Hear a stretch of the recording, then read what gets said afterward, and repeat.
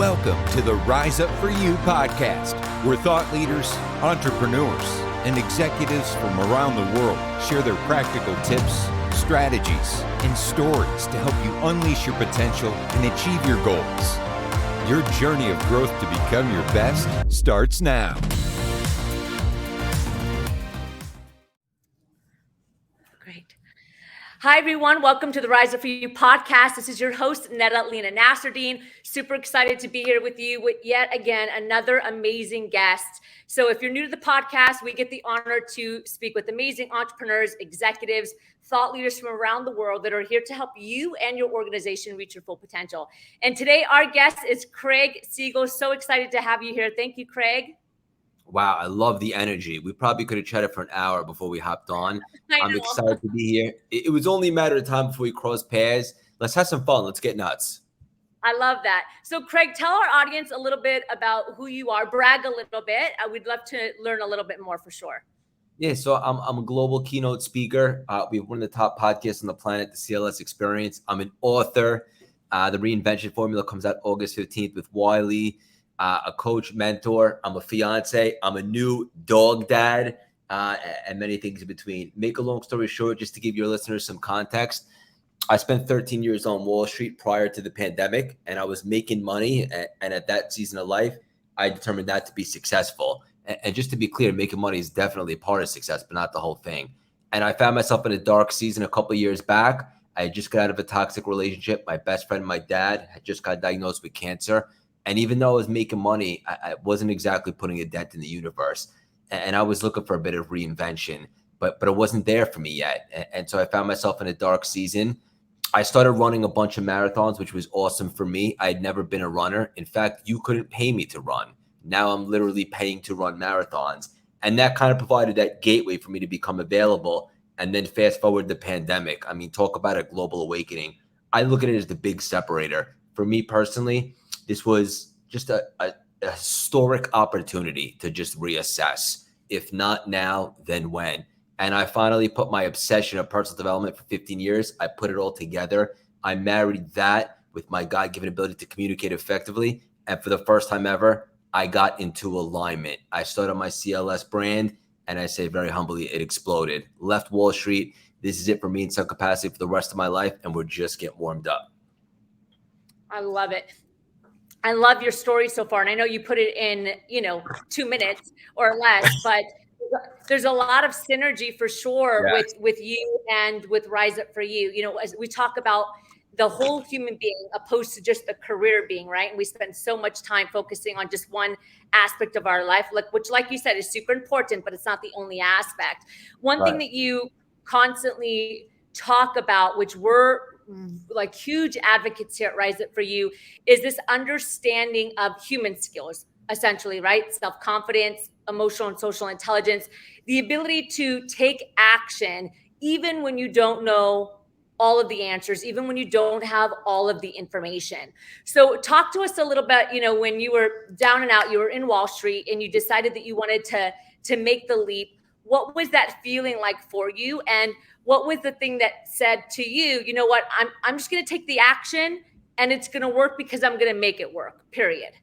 Yeah, what a great question. And basically the whole premise of my book, and there's a lot more in it with tangible strategy and the spirituality and the practical, but essentially reinvention is ready when you are. And I'm speaking to your listener right now. For anyone that thinks it's too late or they're too old or the true love, abundance, the career to die for is just not in the cards for them, that's not true. It's ready. And reinvention isn't a feeling, it's a decision. And now I know what your listeners, some of them might be thinking, well, that's easy for you to say, Craig, you had clarity. Well, I didn't actually. And that's why I wanted to hammer home these 3 words. Clarity follows action. You got to get in the damn arena. And then ideas begin to percolate, downloads begin to come, doors begin to open. And oftentimes, if it's not the thing, it'll be the thing that leads to the thing. But you have to let go of waiting for the perfect time because it just doesn't exist. Yeah. I was literally just, you read my mind. I was literally just going to say it because we hear people all the time say, well, I'm just waiting for the right time. And I'm like, what is the right time? There is no right time. So for you, I'm sure you have clients, there's our audience that's listening right now that in their head, they're like, it's just not a good time. And I always say, there's never a right time. You just commit and then you move forward and you make it happen. So when people say that for you, the right time, like what's your response to that? And how do you get people to move from that mindset of I'm waiting for the right moment to just understand that this is the moment now? It's a decision. Like you said, it's a commitment. It's a decision to just move and take action. So I would challenge the listener right now, and I would ask you, like, what is the COI for you?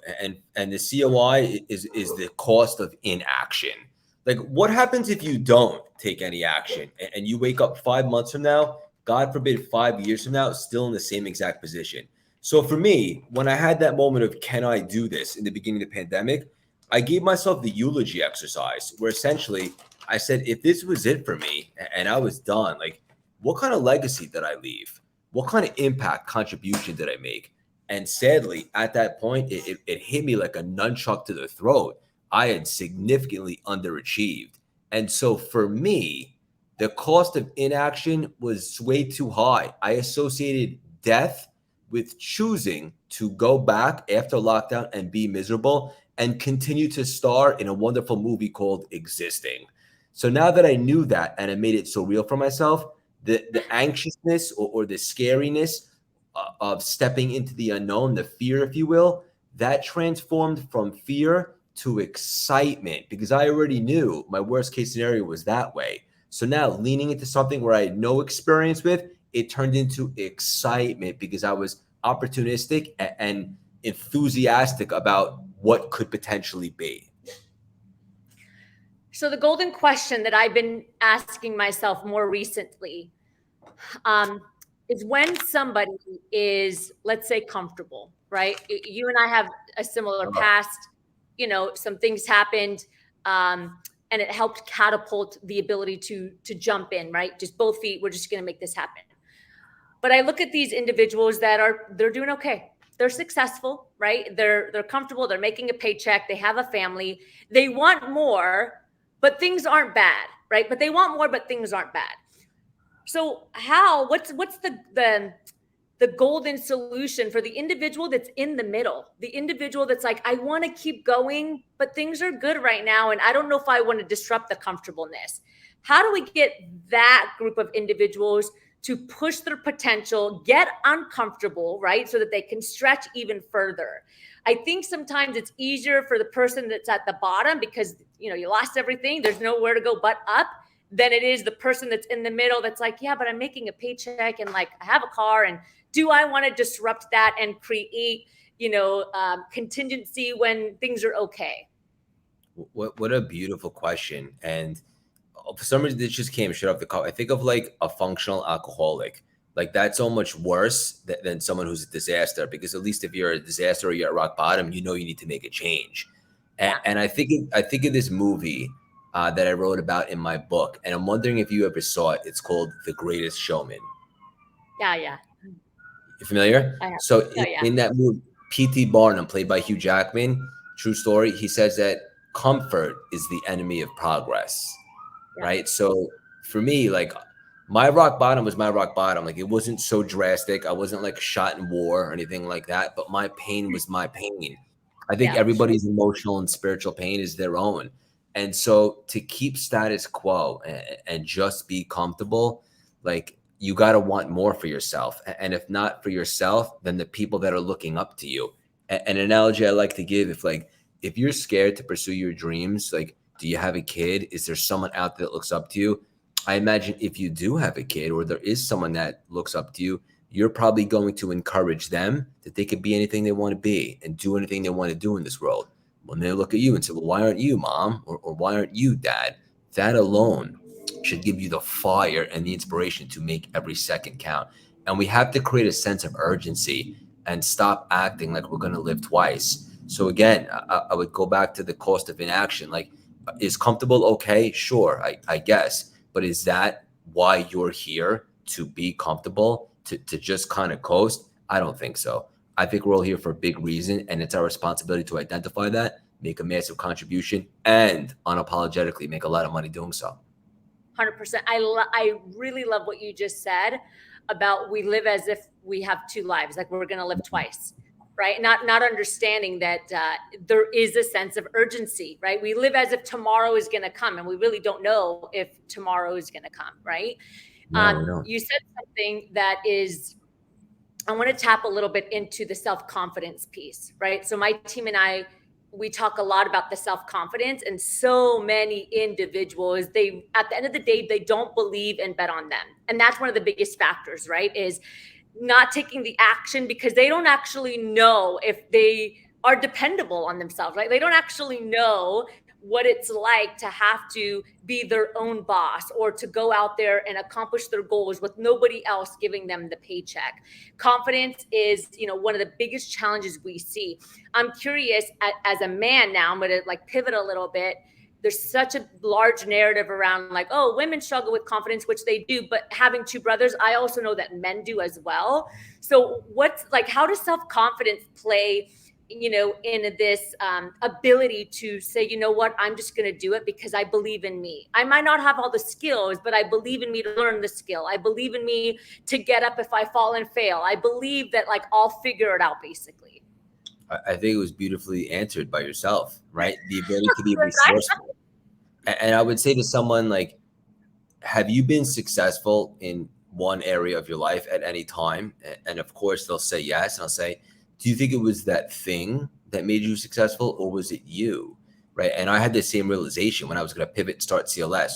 And just to be clear, people think I have all these celebrity friends and crazy connections in the podcast. I had no following, no connections, nothing. I had 300 Instagram followers, friends and family, which you could argue is less than zero. But here's what I did know. I'd been successful at business. I'd gone from not being able to run a mile to conquer 4 marathons in 1 year.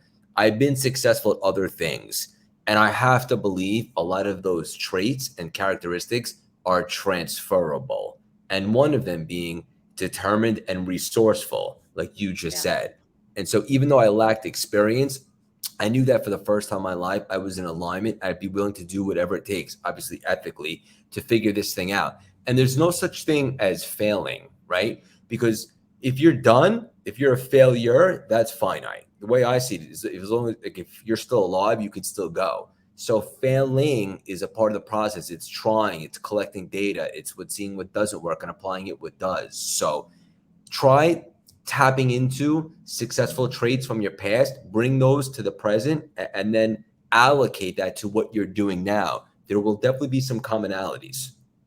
For sure. And, just a few minutes ago, you were talking about, the individual finding a deeper why, whether that's their kid, looking at them as a role model.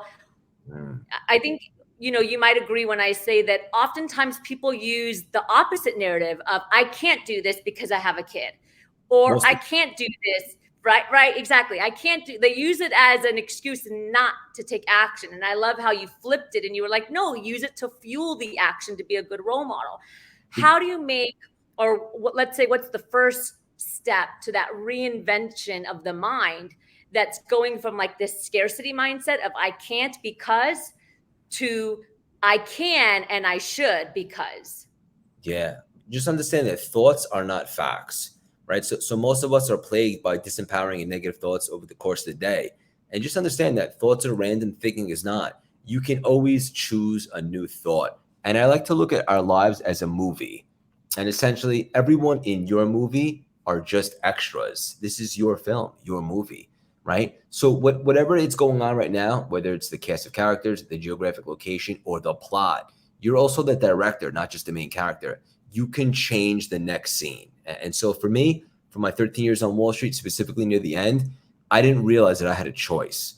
I was so invested in this story that this was it for me. I'd always be a Wall Street cat. I would live stressed out. I'd make a certain amount of money. I'd never fall in love. When it got really quiet in the beginning of lockdown, and I intentionally took the time to connect, for me, that's God, and block out the interference to create systems, that's when my mindfulness became a portal to expansion. And I started getting all these downloads, and I realized I had a choice, just like all of us have a choice. And I chose to believe and invest in a new story, a new movie, if you will. And instead of thinking, well, what can go wrong, what I think most people do, and that's why they don't even start, I flipped it and I started thinking about, well, what can go right if I lean into this? And I've been successful here. I actually love personal development. What can go right? And I leaned into that and I started getting a ton of momentum. And that's available for everybody. 100%. What can go right? And I'm going to make this work. That's it. Like, we're making it work. There's no other option. I love that. Yeah. Craig, this has been, go ahead. Did you want to say something? No, I couldn't agree more. Period. End of story. I'm going to make this work. And that's just that. Yeah. 100%. It's been super awesome to have you here. You know, our podcasts are short and sweet, but I do want to jump in to the rapid fire section of the interview. Just going to ask a few questions and, you know, a short answer in response. So if today were your last day on earth, we always like to ask, what would be one golden nugget that you would leave with the universe? What would that be? Why not you? You're here for a big reason. And if you ever feel unworthy or that the abundance is not in the cards for you, but yet you see other people succeeding, they're not better than you. They're just a little bit further ahead and they had the 20 seconds of courage and went for it. Why not you? Yeah, I love that. And here at Rise Up For You, and even within myself, values are top priority, right? Having non-negotiables, understanding what our values are in everything that we do. What would you say is a non-negotiable for you, a value that is absolutely will not be tampered with? My integrity. If it doesn't feel good, if it's even 1% off, nowadays, like the Craig that you're speaking to now, I listen to that. And if it's not a hell yes, it's a hell no. And that has to do with boundaries, protecting your energies and integrity and everything in between. Yeah, I love it. And I have one more question for you. But before I ask, tell us a little bit more about how we can learn about you, social media, you know, anything that you have coming up, please share with our audience. Yeah. So we're on social media everywhere at Craig Siegel _CLS. Anywhere you listen to podcasts, the CLS Experience. If you like inspirational nuggets throughout the week, we have a free texting community. Text 917-634-3796. Text the word NETA so I know you heard it from here. And then we have our first book coming out with Wiley Publishing, the record first-time author book deal, The Reinvention Formula. Available anywhere you buy books. If you grab it now with your pre-orders before August 15th, you get to join our launch team where we have big bonuses. We're reading the book before the world has access, and you get access to the biggest virtual event we ever threw, The Reinvention Formula. And please come connect. I love to interact. Fantastic. Okay, we'll make sure we put all that in the show links. Everybody grab the book for sure. It's so exciting. Congratulations on the book launch, by the way. That's Thank you great. so much. Yeah. Final question. As you know, we're Rise Up For You. What comes to mind for you personally when you hear that phrase? Answer the call. Right? Like we said 100 times in this conversation alone, like we know that we're meant for something so much more. It's time to raise your hand and call it in and lean in. And what better time than right now? Yeah, 100%. Craig, thank you so much. Power episode. I super appreciate you. This was fantastic. Lots of golden nuggets in here for our audience. Thank you. I love being here. Thank you for having me. Absolutely. Thank you, everyone, for joining the Rise Up For You podcast. Again, this is your host, Natalina Nasruddin.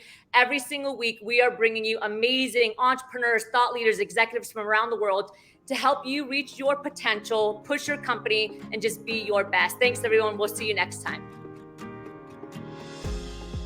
Imagine a life where you can have it all. A booming career, fantastic love life, great health and success, and overall achievement and happiness. Imagine pushing your potential to your absolute best and every day living a life that you are proud of. Well, if this sounds like something that you're yearning for, then the Rise Up For You Growth Membership is perfect for you. My team and I believe in supporting you and helping you get to the next level because we know that you can do and have what it takes to be your best. When you join our membership, you get access to live trainings every single month with myself and our team. You get free coaching. You get a number of on-demand resources to help level up your success that you can use in the comfort of your own home. And you get access to our global membership around the world full of like-minded professionals that are looking to be their best. Your time is now to push your potential and live the life that you want to live. So if you're ready to take the next step in your life and in your career, join the Rise Up For You Growth Membership. Click below and we'll see you there.